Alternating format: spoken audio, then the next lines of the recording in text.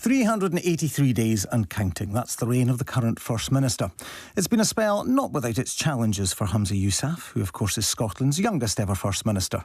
The Green-led deposit return scheme delayed, close political allies forced to fall on their swords, and most recently the swirling chaos around the launch of the hate crime bill.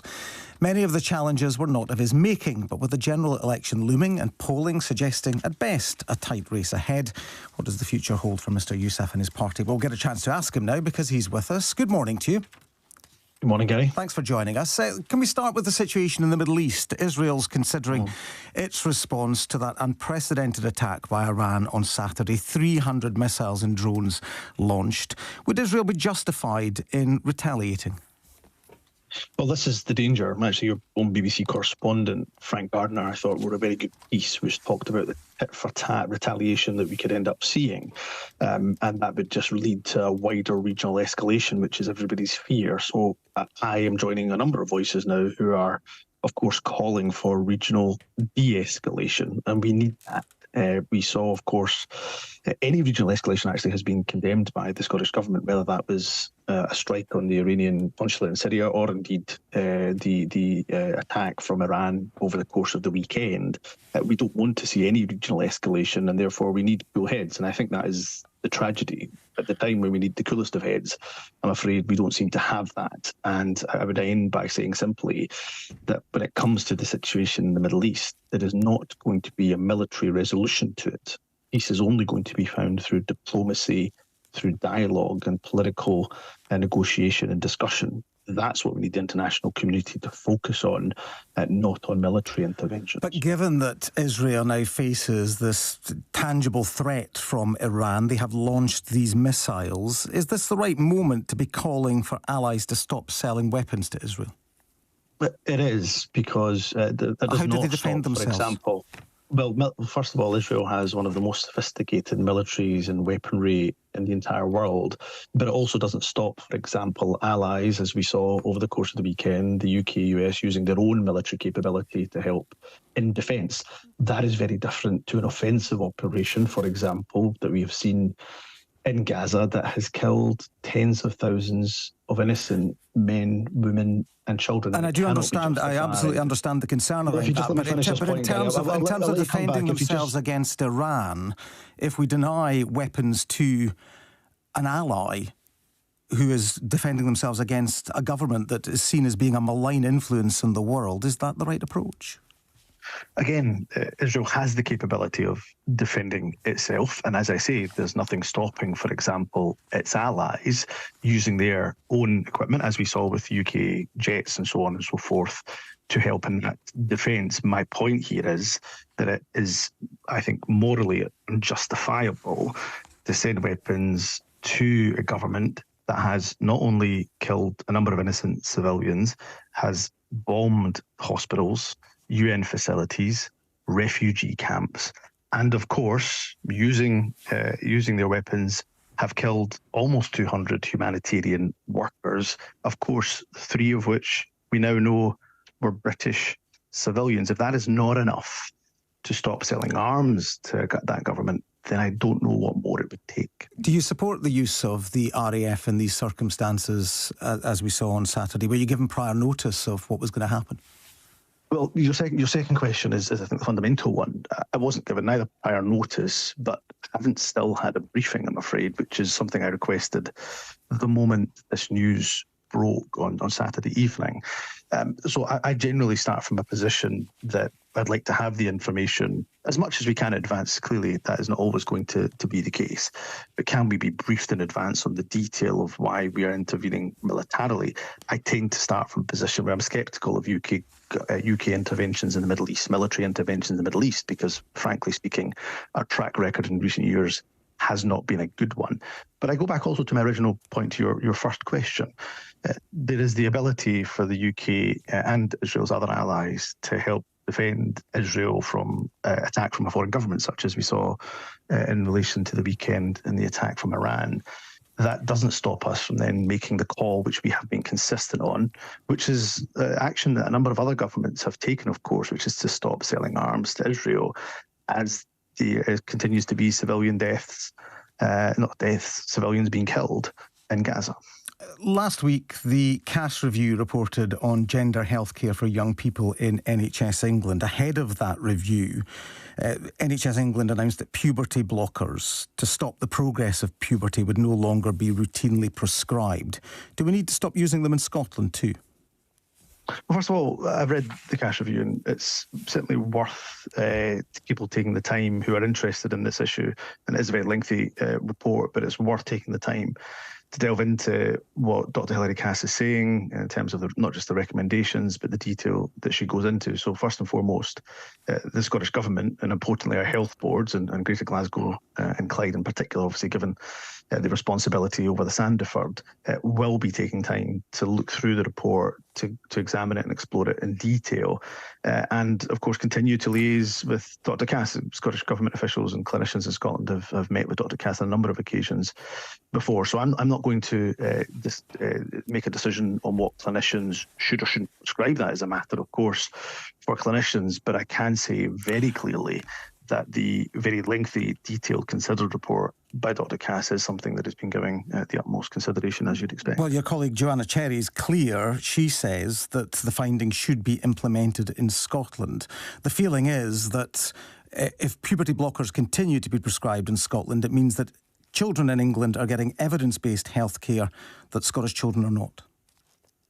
Well, again, let me say very clearly that I think when it comes to the prescribing of medicine, clinicians are best placed, not politicians, government ministers, or myself as First Minister. I thought there was an interesting comment, a very thoughtful comment from Stonewall on the CAS review, and their immediate reaction was that, and I go to the second paragraph of the reaction, and I'll quote directly, that many recommendations, it's talking about the CAS review, of course, many recommendations could make a positive impact, such as expanding provision of healthcare, moving away from a single national service towards a series of regional centres, and so on and so forth. So they're, I think Stonewall, in that respect, are right to focus on the fact that there are some positive recommendations. There's some recommendations for us to consider as well, and our health boards to consider. I promise that we won't be taking an inordinate amount of time to consider, but it is right when there is a report of almost 400 pages when you include the appendices.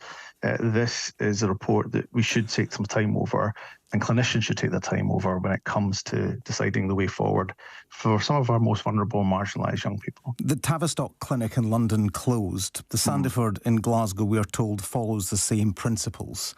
In conducting this review, is one of the options to close the Sandiford? Is one of the options to stop prescribing puberty blockers in Scotland?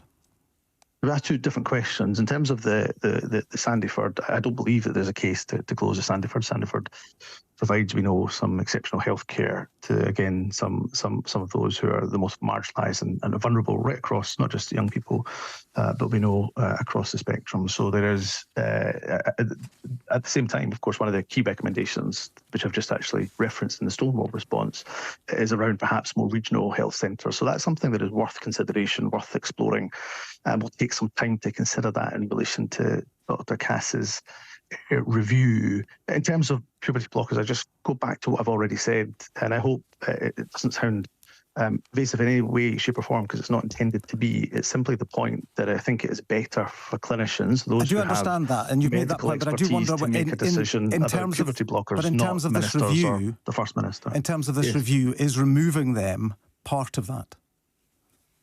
Well, again, every recommendation that Dr. Cass makes will be considered as part of that consideration of the entire report, including the recommendations that she makes in relation to puberty blockers. And that is, that is one element of the recommendations that Dr. Cass makes. There's a number of recommendations. All of them will be given consideration. The Scottish Government's hate crime bill has had a rocky start, I think we can agree. There's a motion coming before the Parliament on Wednesday to start the process of repealing it. Is it time to reverse the decisions? Not at all. I mean, what we have seen with the introduction of the Hate Crime Act in the first week, and the first few days in particular, was a series, I think, of bad faith actors who decided to put in vexatious complaints, a number of vexatious complaints, in order to try to waste the police time, which is a pretty serious matter. Having done so, Tell us how vague potentially the law is that they're able to do that. No, it's pretty clear, actually. The law, part of the law, of course, the Act just consolidates existing hate crime law that existed already. The extensions of offences, so for example, the new stirring up offences, which probably have gathered and garnered the most attention, well, they're very similar to the racial stirring up offence that existed and has existed for almost 40 years. The point is, you had a number of bad faith actors. I read the article by the Observer, which showed a leader of the far right, for example, encouraging vexatious complaints. Now, thankfully, those vexatious complaints have dropped down quite considerably. I mean, we had 7,000 complaints in the first week, I believe, of the Hate Crime Act being introduced. The daily complaints fell by about 90%, so they're falling. And as the Chief Constable and the Police Scotland have said, had a minimal impact on frontline policing. But let's go back to why we have a Hate Crime Act. We have a Hate Crime Act, Gary, because in 2021-22, we had almost 7,000 reports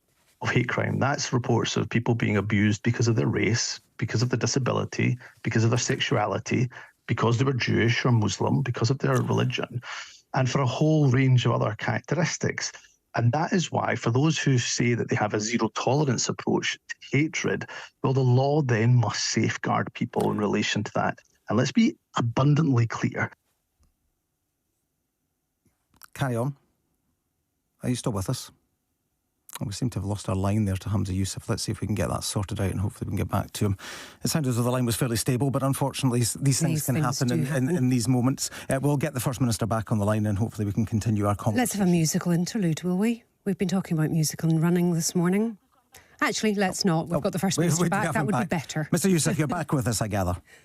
No, that's fine. That's fine. I don't know how much of that you caught. But we lost that. I just wonder whether I can ask you specifically about the one area when you talk there about those who are covered by this hate crime bill. Of course, is it doesn't cover biological sex. Was that a mistake not to include misogyny the first time round? I think that's a really reasonable question, and there was consideration about whether to include sex or not, but it was actually women's groups, so groups that have represented women and girls not for years but decades, such as Women's Aid, such as Zero Tolerance Scotland, such as Engender Scotland, such as Rape Crisis Scotland, who met with me as Justice Secretary at the time and made the very public comment that they thought the Hate Crime Act was not the right framework. They thought it was too narrow a framework to cover the very wide-ranging, pervasive nature of misogyny. And they thought a standalone bill would be much better. And of course, we've consulted on a standalone bill, and that would cover some offences that are covered by Hate Crime Act, such as statutory aggravation, stirring up of hatred against women and girls, but it goes further than that. It looks at, for example, offences of misogynistic harassment and so on and so forth. So their view was that the hate crime bill, given the wide-ranging nature of misogyny, and of course how hate crime often helps to protect minority groups. Women, of course, are not a minority group. Their view was, and this is women's group's views, was that actually there should be a standalone bill. So ultimately I was persuaded by that, and ultimately, of course, Parliament was also persuaded. It was the view of some women's groups, because there were some women who did believe that misogyny should be covered by that. In terms of this new legislation, how much will it focus on biological sex? Will a misogyny law cover trans women? Well, again, I would refer you to Baroness Helena Kennedy's point here that women and girls will be protected. And of course, trans women will be protected as well, because they will often also be the ones who suffer from threats of rape, for example, or threats of disfigurement, for example. So as regards this misogyny law, trans women will be included as women in this, which of course is part of the issue for many, many women. Well, again, it may be the case that a trans woman, when, for example, they are walking down the street and a threat of rape is made against them, the man who's making the threat of rape against them doesn't know if they're a trans woman or woman. They're just or born women, a cis woman, for example. They will very simply make that threat because their perception of that person as a woman, regardless of whether they're trans women or cisgender. So for me, and Baroness Helena Kennedy goes into a bit of detail in this, in the work that she had done for us in regards to the standalone bill, that then that should cover anybody who's the victim of such an offence. But we have, of course, consulted on this, and we intend to not just introduce the bill, but try to make speed with it, because there are, and put some urgency and pace behind it, because of the concerns that a number of women I know have raised around the hate crime bill not covering sex, the characteristic. Here we are in an election year. You've brought the Greens into government, raising their profile. You, of course, also have Alba, who are calling for an independence referendum. Might that split in the independence vote cost you? Pete Wishart seems concerned. He says, apparently I'm going to be opposed by an Alba and an unofficial Alba candidate at the general election, maybe even a Green too. Does anyone know how this advances independence and keeps the Tories out? Is there the danger here that your party will face what the pro-union parties have faced before in terms of a three-way split in the vote that allows others to come through the middle? Well, first and foremost, there is only one party that is by far the largest in advocating the cause of independence, and that is the SNP.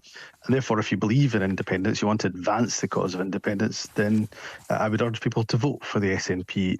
To be clear, although we are in government with the Greens, we are, to state the obvious, different political parties that will often compete for votes in a number of different elections. And therefore, yes, I think there's a real danger for those who believe in independence, believe in progressive values, that if you vote for the Greens, it could end up, of course, taking votes away from the SNP. And with the greatest of respect to my Green colleagues, they're not going to win a Westminster seat in Scotland. So therefore, there is a danger of that. And I would say, look, this election presents us with a number of opportunities. We can ensure that we advance the cause of independence. I've already referenced. We can ensure there's no more Tory MPs in Scotland, and you can ensure that Scotland's voice is heard by Westminster. You only do that with a strong group of SNP MPs.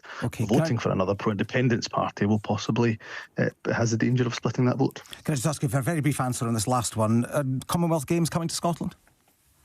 Look, we are engaging very positively with the Commonwealth Games Federation. We are prepared to step up as host, but with a slimmed down, potential slimmed down games. And of course, we've got to be really mindful of the public finances as well. So those discussions with the Commonwealth Games Federation are continuing. I loved the Commonwealth Games when they came to Scotland in 2014. I'm sure most people enjoyed it. It would be great to have them back here in Glasgow, in Scotland. But we just have to continue those discussions with the Federation. We're grateful for your time this morning. Thanks for bearing with us with that slight glitch on the line as well. First Minister Humza Yousaf.